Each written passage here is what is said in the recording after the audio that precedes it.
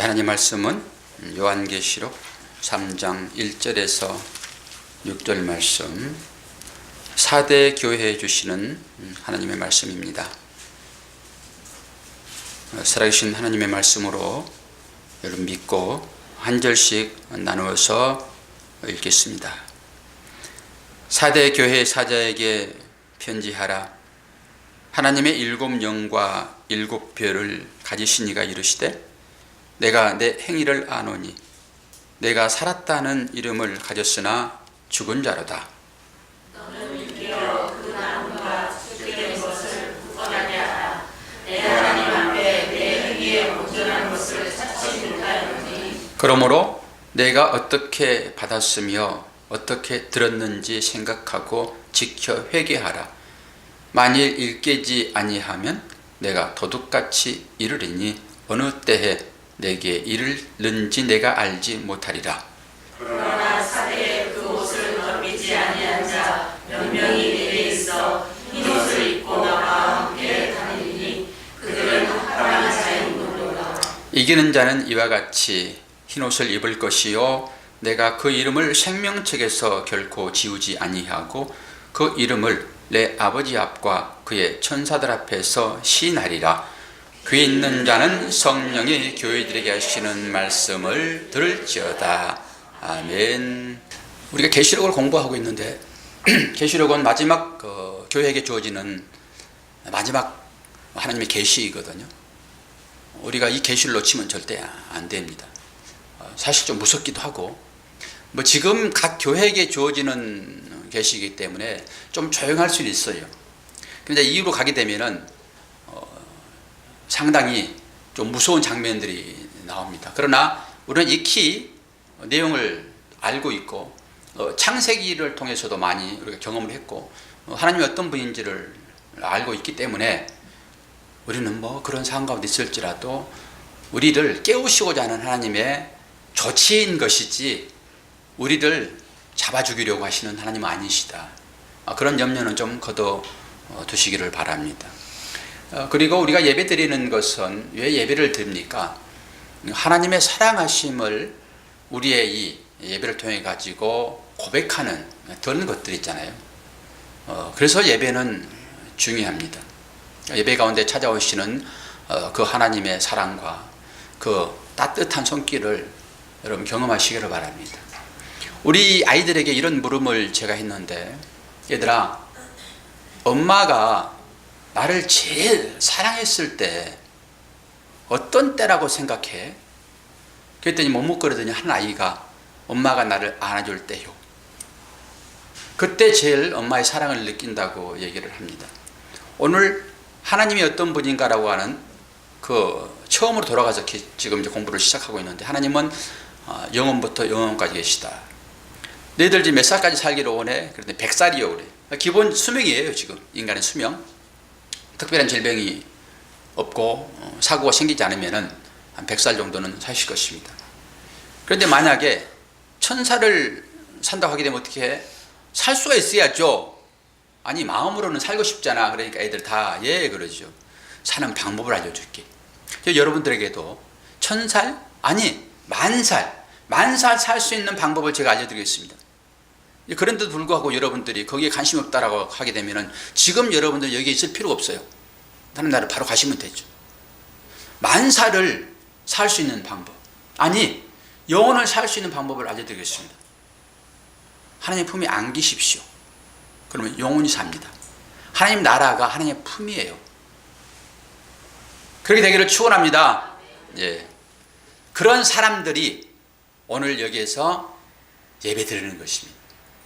우리 육신의 한계가 100년이라고 하게 되면은 잠깐이거든요. 영혼에 비하게 되면은.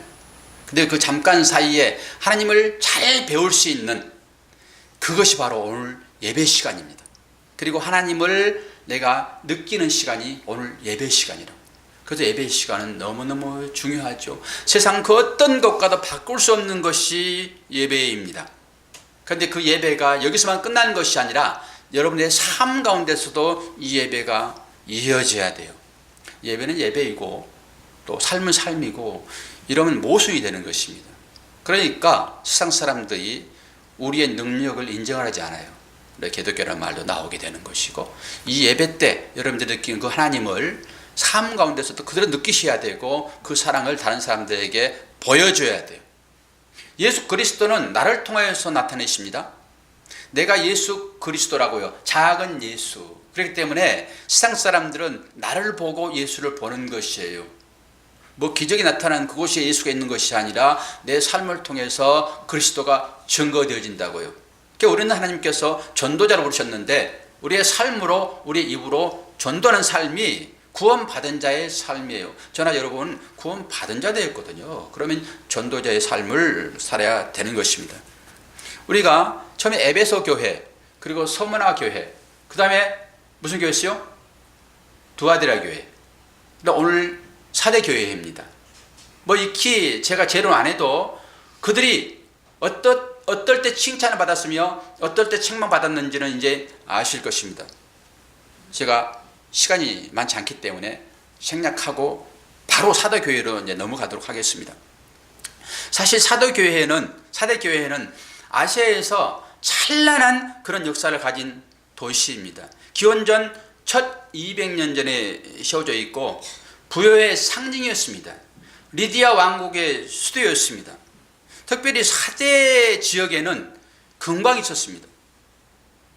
금광이 있었다라고 하게 되면 당연히 부자라고 볼 수 있겠죠. 그래서 금화와 은화를 주조하는 그런 도시였다고요. 그리고 사대 교회는 난공불락의 도시였습니다. 난공불락의 도시라 하게 되면 대부분 다 평지에 세우지 않습니다. 산 꼭대기에 세우는 거거든요. 산 꼭대기는 그렇게 평지가 크지는 않습니다. 그러니까 뭐 사령부 정도, 왕이 거처할 만한 그런 곳이 이제 성으로 둘러싸여 있고, 나머지는 우리가 이제 유성 도시처럼 서울시가 있으면은 이렇게 서울시, 경기도 쪽 이렇게 이제 분산돼서 사람이 살고 있었죠. 그러나 그 전체를 다 사대라 이렇게 부릅니다. 산꼭대기에 세워져 있기 때문에 난공불락의 도시였습니다. 그리고 문은 하나밖에 안 내놨습니다. 그러니까 이 문 하나만 지키게 되면은 누구든지 접근할 수 없는 그런 곳이 사대 교회였다고요. 그런데 이 난공불락의 도시가 기원전 546년에 페르시아 사이러스에서 점령을 당했습니다. 그리고 그 이후에 그리스에 의해서 한번 점령당했고, 마지막에는 로마에 의해서 점령을 당했습니다.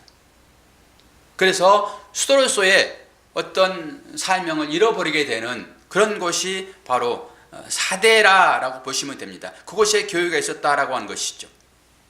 그런데 그 사대 교회가 결국 멸망하게 된 동기는 게릴라 전투법이었습니다. 정문으로 치고 들어오지 아니하고 그 문 반대편에 게릴라들이 들어와 가지고 그렇게 많이 군인들이 들어가지 않았다고 얘기하더라고요. 근데 그것 때문에 그 사대가 멸망했다라고 하는 것입니다. 여기에 초점이 있습니다. 오늘 주님이 사대 교회를 얘기를 하면서 어떻게 얘기를 하고 있냐 그러면은, 내가 도둑같이 이르르니 어느 때에 내게 이르는지 내가 알지 못하리라. 그러니까 이들이 이 얘기를 했을 때는 벌써 깜짝 놀랐을 것입니다.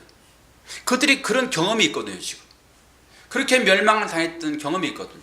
도둑들이 침공해가지고 자기 도시가, 나라가 멸망한 것을 그들이 알거든요. 언제 이런 얘기를 또 한 번 했었지요? 우리가 라오디게아 교회가 자신들을 뭐라고 얘기했습니까? 계시록 우리 3장 17절에 이런 얘기를 했었죠. 내가 말하기를 나는 부자라 부유하여 부족한 것이 없다 하나 내 공고한 것과 내 가르는 것과 눈먼 것과 벌거벗은 것을 알지 못하느냐. 이 말을 우리는 지난번에 설교 시간에 들었습니다. 그들은 그걸 자랑했는데 오히려 하나님은 너희들이 벌거벗었다, 너희들이 가난하다 이렇게 얘기를 하고 있다고요. 오늘 1절 후반절을 보게 되면은 이런 말씀이 있지 않습니까? 봅시다. 내가 살았다는 이름을 가졌으나 죽은 자로다. 이와 똑같습니다. 아무리 부자라고 하더라도 하나님이 봤을 때, 주님이 봤을 때 그들은 가난하다. 옷을 잘 입었으나 아니야 너는 벌거벗은 자야라고 정의를 했다, 이겁니다. 그러니까 지금 이 사대 교회가 물질이 엄청나게 많은 그런 지역적인 특성을 가지고 있잖아요. 그래서 잘 살았습니다. 그러니까 다른 사람들에게 칭찬도 받았고 자기들이 하는 그 행위 때문에 뭔가 모르게 뿌듯한 마음도 가졌습니다. 그러니까 사람들이 칭찬을 많이 했겠죠. 야, 너희들 참 대단하다. 우리도 뭔가 큰 일을 하게 되면 사람들로부터 프레시를 받잖아요. 그와 마찬가지로 그랬다라고 하는 것이죠. 그러나 어떻게 합니까? 내 행위를 아노니 내가 살았다는 힘을 가졌으나 죽은 자로다. 주님이 이런 말씀을 지금 하고 있다라고 하는 것이죠. 사대 교회는 사실 많은 일들을 하고 있었다라고 하는 것이죠. 그것이 그들에게는 자랑거리였다라고 하는 것입니다. 그런데 주님은 이들을 책망해 버립니다. 네가 살았다고? 아니야, 죽었어. 사대 교회는 금광이 있었기 때문에 물질적으로 엄청난 부를 누렸던 것입니다. 그래서 그 부를 가지고 많은 일을 행할 수 있었겠지요. 다른 사람들을 즐겁게 하는 그런 일들에 재물을 많이 쓰기도 했겠지요. 그리고 우리는 지금 7개 교회를 살펴보고 있지만 대부분의 교회들이 많은 핍박을 받고 있었습니다. 사도교회에는 특별한 핍박도 없었습니다. 그러니까 신앙생활하기는 너무나도 좋았지요. 그래서 다른 사람들이 참 생동감 있는 교회다라고 칭찬을 했다라고 하는 것이죠. 그런데 사람들에게는요, 삶의 여유가 생기게 되면요, 하나님을 찾기보다는 세상적인 일에 훨씬 더 관심을 많이 보입니다. 세상적인 일에 관심을 많이 보이게 되면은 삶이 문란해집니다. 이것은 규정사실입니다. 여러분이 지금은 가난하기 때문에 나는 절대 그렇지 않을 거라고 얘기할 수 있으나 그렇지 않습니다. 100% 사람들의 물질의 평을 찾아오게 되면 하나님을 떠나게 되어 있습니다. 지금 사대 교회가 그렇다라고 하는 거예요. 삶에는 여유가 있었지만은 신앙적인 측면에서 보게 되면 아주 문란한 생활을 하고 있는 것이 사대 교회더라. 그러니까 교회 와서는 그럴듯하게 자기의 삶을 포장하지만은 세상 나가서는 교회에서의 삶하고는 전혀 다른 그런 삶들을 살았다라고 하는 것입니다. 사실 우리는 교회에 나와서 예배 드릴 때의 삶이나 세상 가운데 살아갈 때의 삶이나 틀려서는 안 되는 거거든요. 우리는 교회에서는 그렇게 얘기하지만은 이 거룩성이 세상으로부터 똑같이 이어져야 되는 것입니다. 그걸 뭐라고 얘기하죠? 거룩은 구별된 삶이다라고 하는 것입니다. 구별된 삶. 세상과는 달라야 되겠죠. 그런데 이렇게 구별된 삶을 살지 못하는 사람들에게 예수님이 책망하듯 한 내용이 있었습니다. 마태복음 23장에 가게 되면 이 내용이 나오는데요. 보도록 하겠습니다. 마태복음 23장 27절 28절. 화 있을진저 외식하는 서기관들과 바리새인들이여 회칠한 무덤 같으니 겉으로는 아름답게 보이나 그 안에는 죽은 사람의 뼈와 모든 더러운 것이 가득하도다. 이와 같이 너희도 겉으로는 사람에게 옳게 보이되 안으로는 외식과 불법이 가득하도다. 여기서 해칠한 무덤은 어떤 것입니까? 무덤을 포장하기 위하여 위에다가 이렇게 치장했다 이러는 것입니다. 그러나 무덤 속에는 뭐가 있습니까?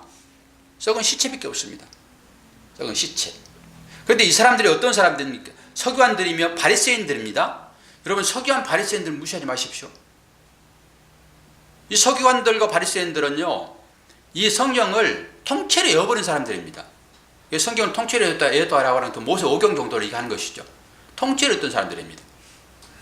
그리고 철저하게 하나님 말씀에 순종했던 사람들입니다. 그러니까 일주일에 기본 금식 2번 하고요. 그리고 하루에 3번씩 그들은 기도를 기본적으로 했고, 구제하는 것은 우리가 외식이라고 하기는 했지만은 그들은 구제를 정말 열심히 했습니다. 길거리에 나가가지고 많은 사람들에게 자기 가진 것을 나눠주는 이 설선수범하는 삶을 살았다고요.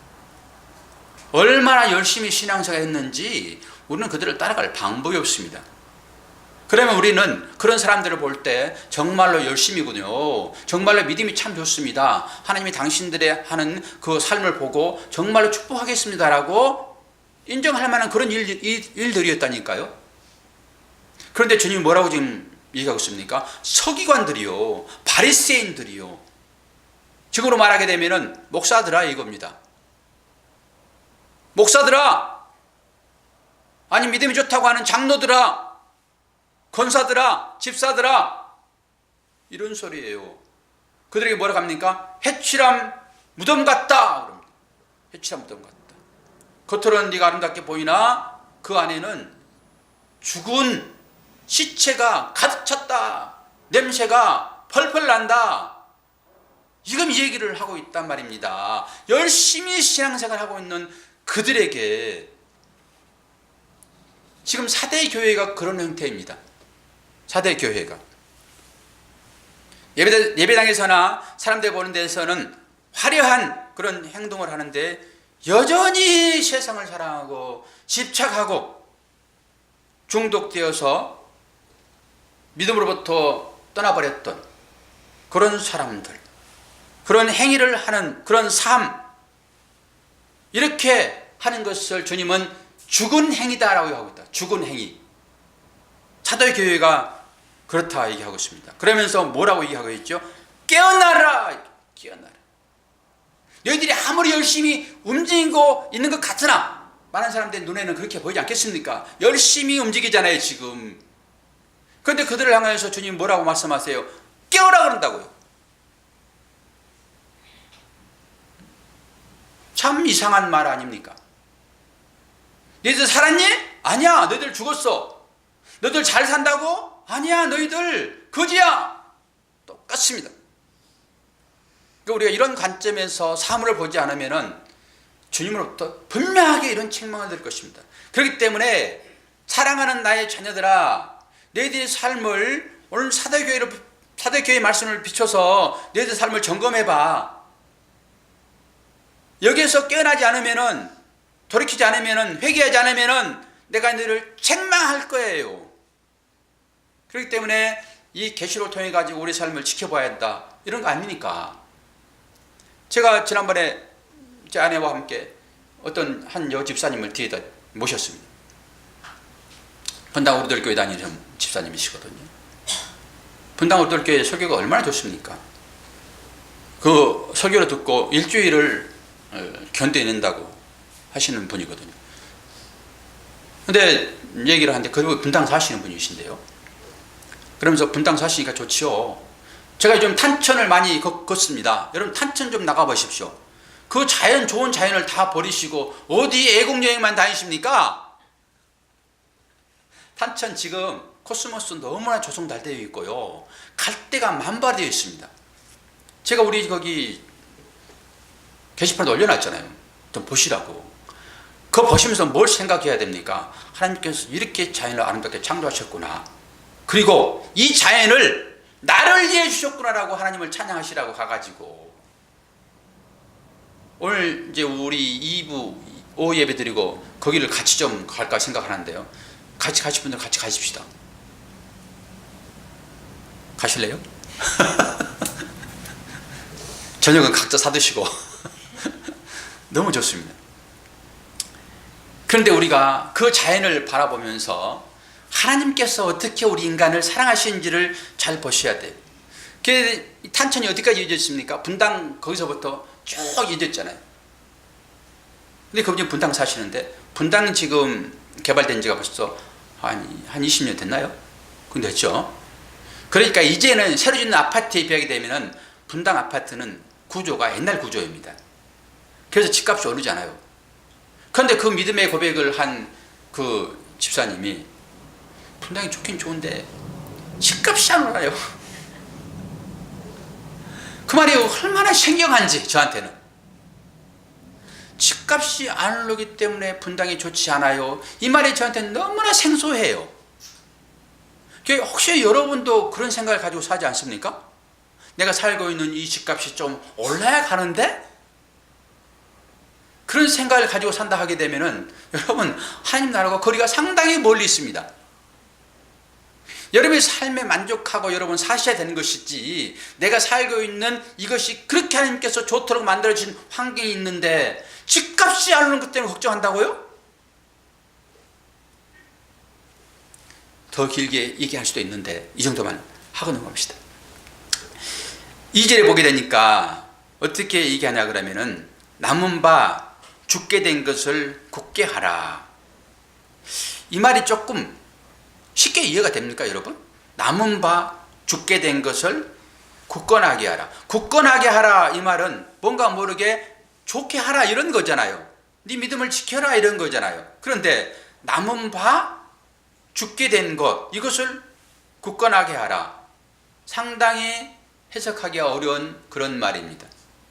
근데 이 말은 어떤 말이냐 그러면은, 우리가 지난번에도 남은 자 사상이라는 설교를 들었잖아요. 남은 자 사상. 몇 사람 남았다.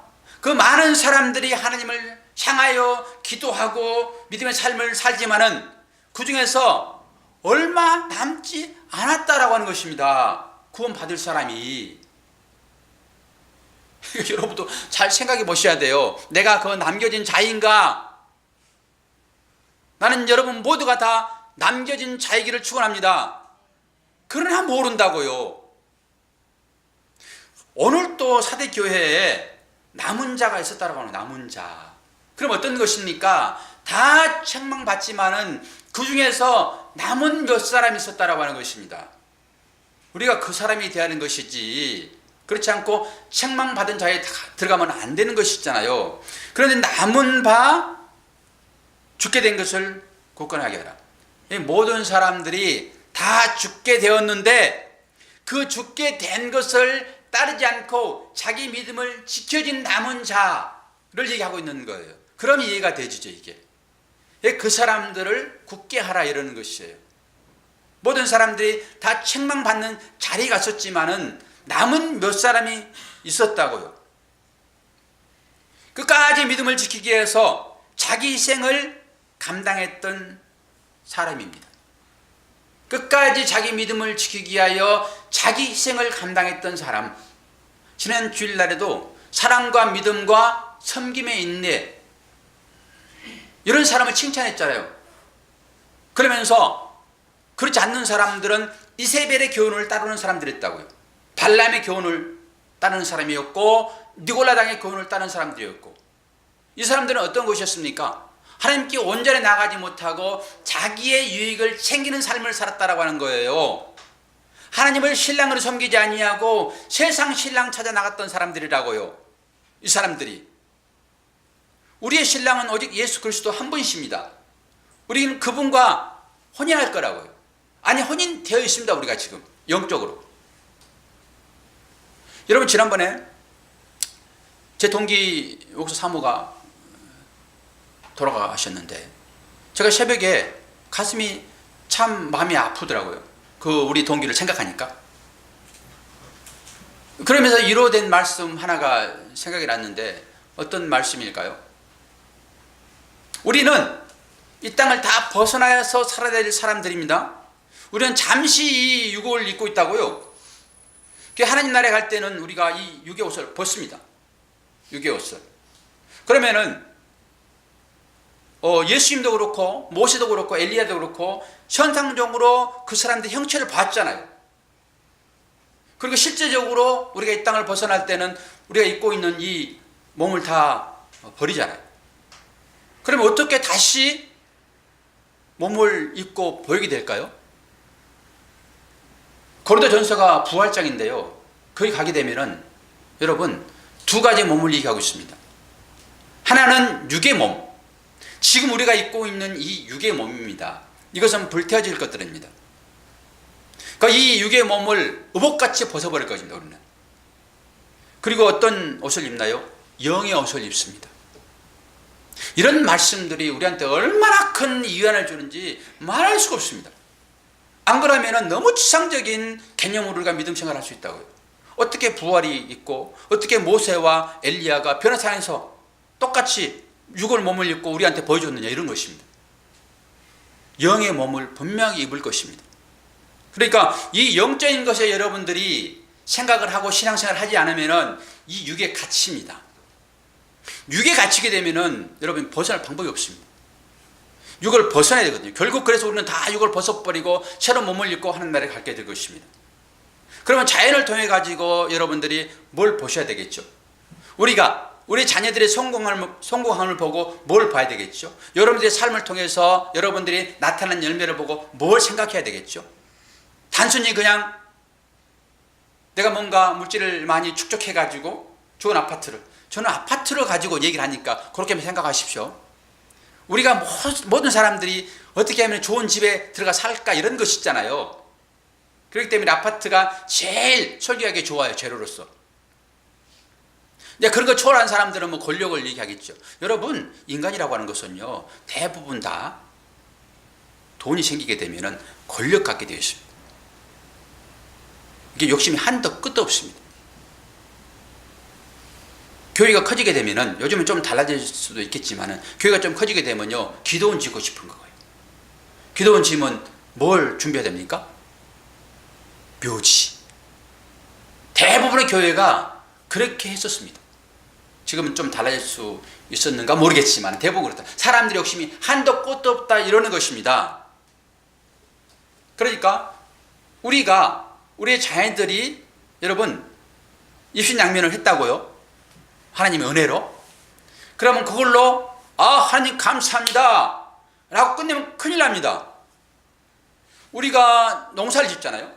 농사를 짓게 되면은 그게 무슨 과이든지 내지는 벼든지 알곡을 맺는 어떤 수확을 하는 농사를 짓다라고 생각해 보세요. 우리는 열심히 씨를 뿌리고 가꾸고 하지만은 그 가시를 맺게 하는 것은 우리가 아니죠, 분명하게. 이건 너무나도 잘 아는 기정사실이니까. 그래서 열심히 일을 했더니 하나님께서 좋은 그런 환경도 주시고 때에 따라서 비도 주시고 해서 많이 연걸었어요. 우리 자녀들이 성공한 것처럼. 그러면은 그 열매를 보시면서 여러분은 어떤 생각을 가져야죠? 하나님 감사합니다. 나의 수고와 노력 때문에 하나님께서 이렇게 은혜를 주셨으니 감사합니다. 그리고 창고에다가 그걸 갖다 드리고, 내 영혼아, 이제는 몇 년은 내가 배 두드리며 살겠다 라고 놓여있게 되면 어떻게 되죠? 오늘 밤에 네 영혼을 데려가게 되면은 네 그 해놓은 것이 무슨 의미가 있니? 그 말 가운데는, 그 말씀 가운데는 이런 뜻이 있습니다. 열매를 우리한테 줬다라고 하는 것은 인생의 성공이라 볼 수 있잖아요. 그럼 그걸로 만족해버리면 주님이 똑같이 우리한테도 이렇게 말씀하실 것입니다. 여러분들이 기도를 열심히 하고 그 기도가 응답이 되어져 있게 되면은 여러분 하나님 감사합니다라고 끝나면은 똑같습니다. 그럼 여러분 뭘 보셔야 되겠습니까? 열매를 여러분들한테 하나님 주셔가지고 열매를 맺게 하셨어요. 정말로 하나님께 바칠 만한 그런 열매였어요. 그럼 그걸로 만족하면 됩니까?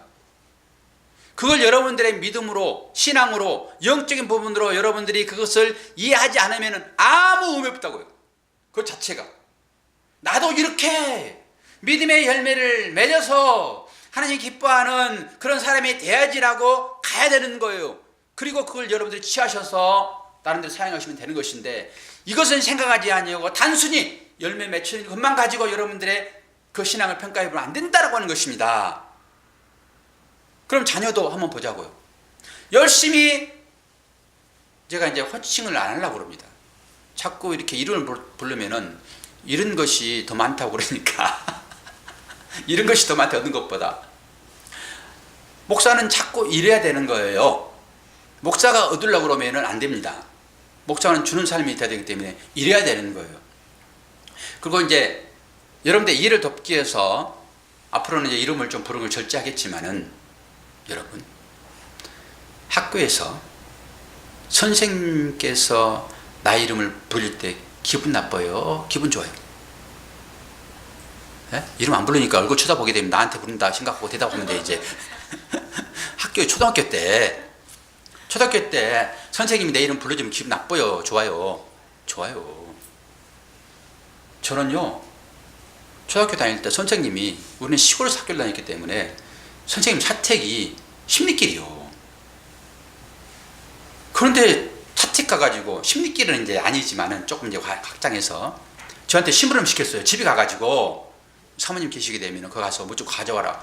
그랬더니 얼마나 기분이 좋은지. 택한 받았다 이런 거 아닙니까?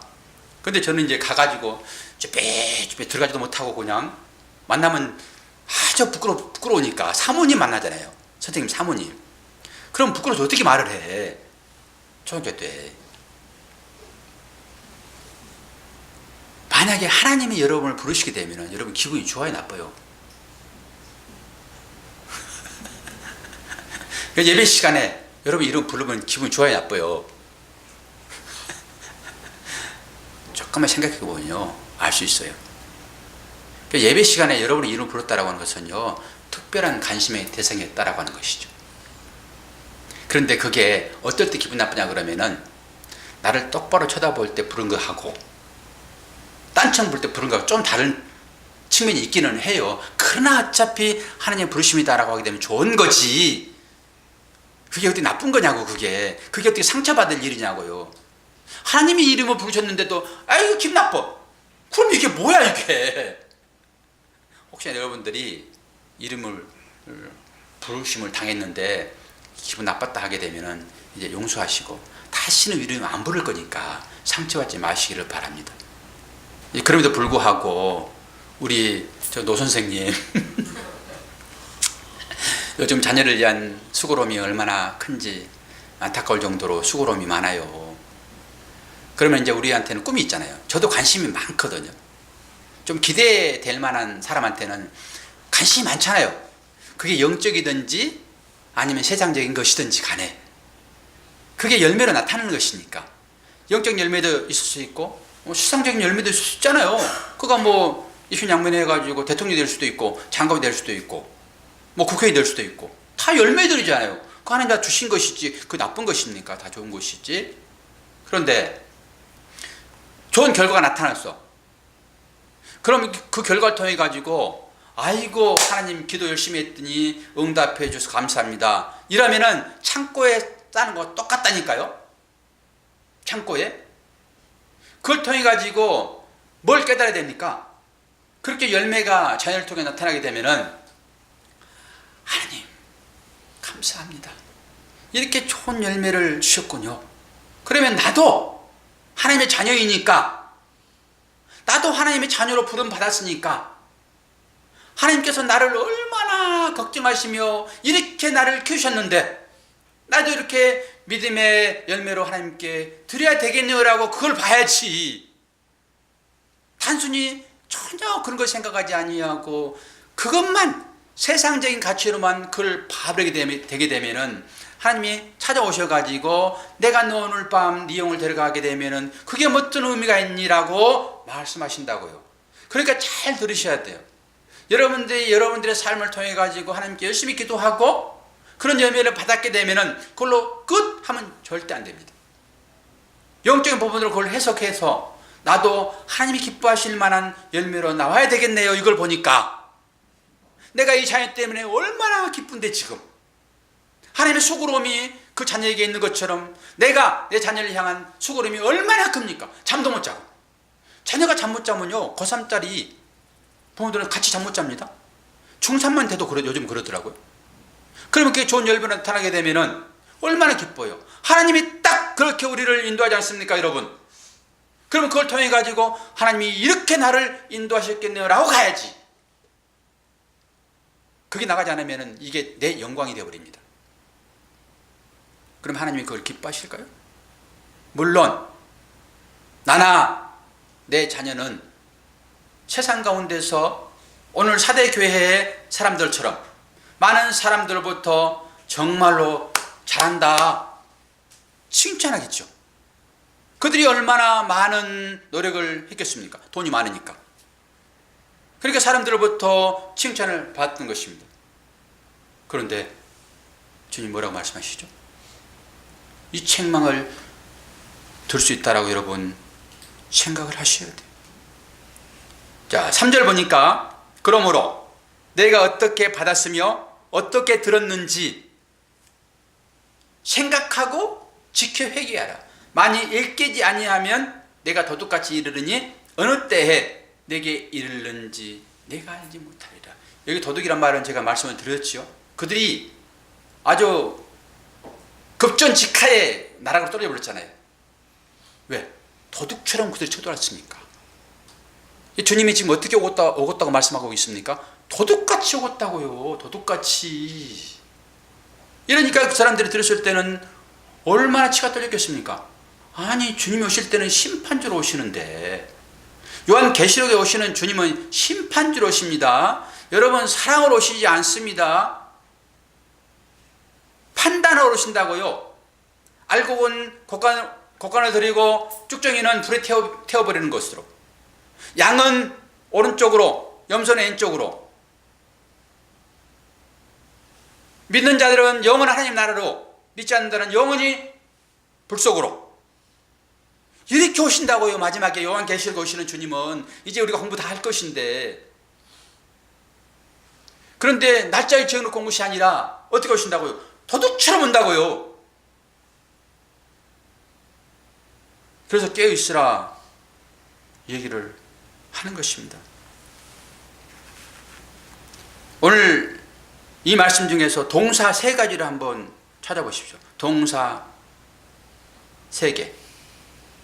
그러므로 내가 어떻게 받았으며 어떻게 들었는지 생각하고 지켜 회개하라. 만일 일깨지 아니하면 내가 도둑같이 이르르니 어느 때 내게 이르는지 알지 못하리라. 동사 3개를 한번 찾아보십시오. 뭐 있습니까?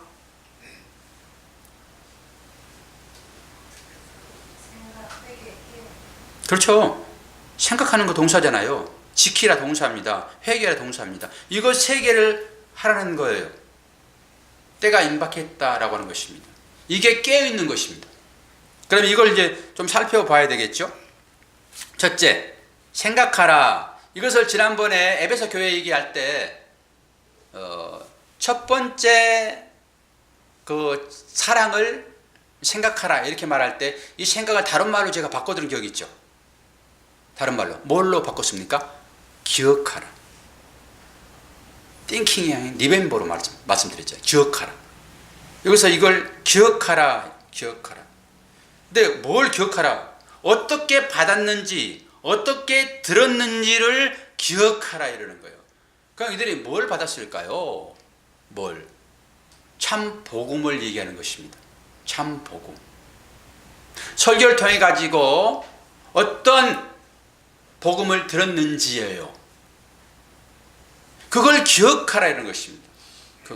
그걸 기억하지 않고 참 복음을 듣지 않고 여러분들이 그냥 이 땅에 사는 것으로 신앙생활이 복받았다라고 하는 복음을 들었다 하게 되면 이것은 가짜 복음입니다.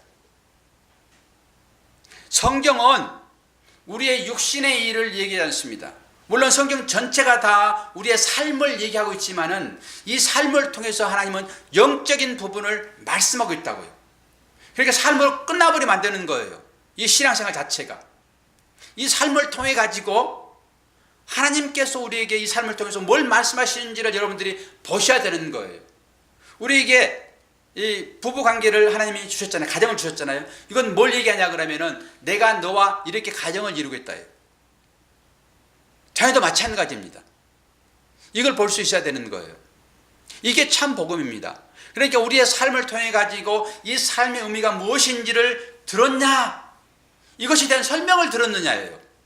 그냥 단순히 이 기록된 하나님 말씀을 그대로 낭송해 가지고 네 귀에 들렸니가 아니에요. 여러분, 설교는 그게 아닙니다. 그렇다 하게 되면 여러분들이 성경을 읽으면 되잖아요. 그러니까 여러분 성경을 읽고 어떻게 이 깊은 의미를 발견할 수 있어요? 영적인 부분을 못하잖아요. 그래서 선생이 필요한데 그 선생이 목사예요. 그래서 선생이 그냥 읽어주고 잘 들었지? 이대로 사세요. 망합니다, 여러분.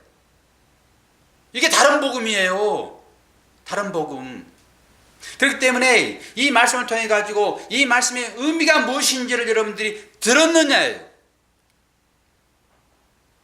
그래서 이 세상이 바로 그런 것입니다. 성전의 의미가 그런 거라니까요. 성전. 이 성전은 뭘 말하고 있죠? 대답해 주세요. 성전은 누구를 상징하고 있습니까? 예수님을 상징하고 있습니다. 그러니까 성전을 보고 제자들은 그 의미를 알지 못하니까 예수님 앞에서 주님, 성전 참 멋있죠? 얼마나 웅장합니까? 이게 몇 년 동안 지은지 예수님 아세요? 아니, 성전된 예수님 앞에서 성전을 잘하고 있어요. 그들은 이 성전의 의미를 알지 못합니다. 제자들은. 그래서 주님이 알지 못하는 제자들에게 이 성전을 뭐라고 하고 있죠? 허물어라. 이 성전을 허물어라. 그럼 내가 며칠 만에? 사흘 만에 일으키리라. 너희들이 나를 죽일 거야. 성전된 나를 너희들이 죽일 거야. 이거예요. 지금 허물어라 이 말은 너희들이 나를 죽일 거예요. 제자들 너희들이, 유대인들 너희들이 나를 죽일 거야. 허물어라. 그럼 내가 사흘 만에 다시 일으켜 세우리라. 내가 사흘 만에 부활하리라. 이런 얘기라고요. 그리고 성전을 보면서 거기에서 예수 그리스도를 볼 수 있어야 되는 거예요. 그러니까 여러분들이 삶 가운데 나타나는 다양한 일을 통해 가지고 하나님의 뜻을 볼 수 있어야 된다고요. 이 설명을 듣게 되면은 여러분들이 그런 생각을 이제 갖게 될 것입니다. 그렇게 되면은 우리에게 불행으로 생각되어지는 각양의 고난들, 내지는 각양의 기쁨들, 그런 것들이 다 해석이 되어진다고요. 그래서 신명기 8장을 기억하라고 그러는 것입니다. 내가 너희들에게 너희 조상도 알지 못하는 만나를 준 것은 사람이 떡으로만 살 것이 아니라 하나님 입에서 나오는 말씀으로 사느니라라고 그 만나를 줬다고요. 그런데 이스라엘 백성들은 이 만나를 보고 뭐라고 그랬죠? 이게 뭐야? 만나의 뜻이 이게 뭐야? 합니다. 만나의 뜻이. 여러분들의 인생의 삶을 하나님께서 주셨잖아요. 지금 그 사랑하는 얼굴이 빛나는 그 남편 옆에다 주셨고,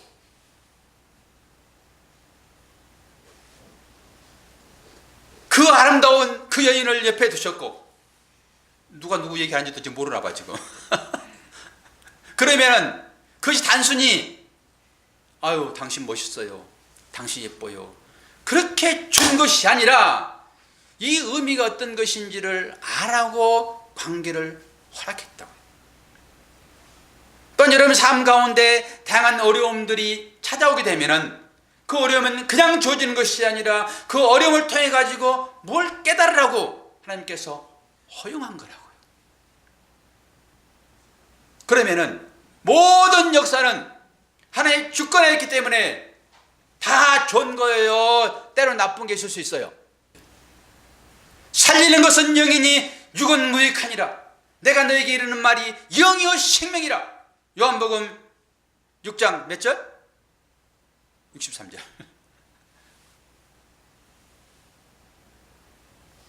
주님이 하신 말씀은 영이라고. 그런데 우리의 삶으로 다 말씀하시잖아요. 그 삶을 여러분들이 영적으로 해석하지 않으면은 사대교회처럼 똑같이 이렇게 책명을 듣게 된다고요. 두 번째는 뭐라고 그랬죠? 회개하라. 회개하라. 회개하라. 이것은요, 메타노에오, 히브리어는 휴브 이런 것인데요, 돌이키는 것입니다. 돌이키는 것입니다. 돌이킨다는 말은 여러분 좀 어렵죠. 말 자체가 돌이킨다. 이 말이 무슨 말이냐 그러면은 마음을 바꾸는 것입니다. 마음을 바꾸는 것입니다. 이게 회개입니다. 마음을 여러분 바꾸셔야 돼요. 주님이 지금 얘기하고 있습니다. 단순히 잘못을 뉘우치는 것 정도가 아닙니다. 여러분 마음을 완전히 바꾸셔야 됩니다. 그러지 않으면 주님으로부터 분명하게 책망받으실 것입니다. 완전하게 마음을 바꾸십시오. 어떻게 바꾸시겠습니까? 세상에서 마음을 여러분 떠나셔야 됩니다. 세 번째 뭐라고 했죠? 지키라. 지키라. 이것은요, 보호하다, 경계하다, 보존하다, 이런 말씀이 있습니다. 뭐 감시하다, 주의하다, 이런 말까지 있습니다. 여러분, 깨어있지 않으면 특공대회에서 패배한 것처럼 그렇게 될 수밖에 없기 때문에 그렇습니다. 깨어있어야 됩니다. 깨어있어야지만이 도둑같이 오는 적군을 막을 수가 있습니다. 지키기 위해서는 여러분 필수적으로 깨어있어야 됩니다. 깨어있는 사람을 생각하게 되면 우리는 슬기로운 다섯 처녀의 얘기를 얘기하지 않을 수 없습니다. 슬기로운 다섯 처녀가 누구 때문에 깨어있었죠? 신랑 맞으려고요. 신랑은 예수 그리스도를 얘기합니다. 우리가 예수 그리스도를 맞이해야 되잖아요. 물론 내 안에 지금 계시고 있지만은 완성되는 혼인잔치까지는 우리가 가야 할 길이 있습니다. 그래서 그분을 맞이해서 이제 신방으로 딱 들어가야 되는데 우리는 지금 신방을 향하여 가고 있다고요. 혼인집을 향하여서 완전히 이루어지지 않았습니다. 지금 그러려고 하면은 깨어있어야 됩니다. 10명의 처녀가 있었는데요, 똑같이 기름을 준비하고 있었습니다. 근데 주님이 오신다라고 하니까 등불을 딱 켰습니다. 5명이서 5명은 계속 등불을 켜고 있었고요. 언제 올지 모르니까 5명은 켜고 있었고 5명은 아이고 주님 오시면은 내가 키면 되지 라고 했더니 주님 오신다.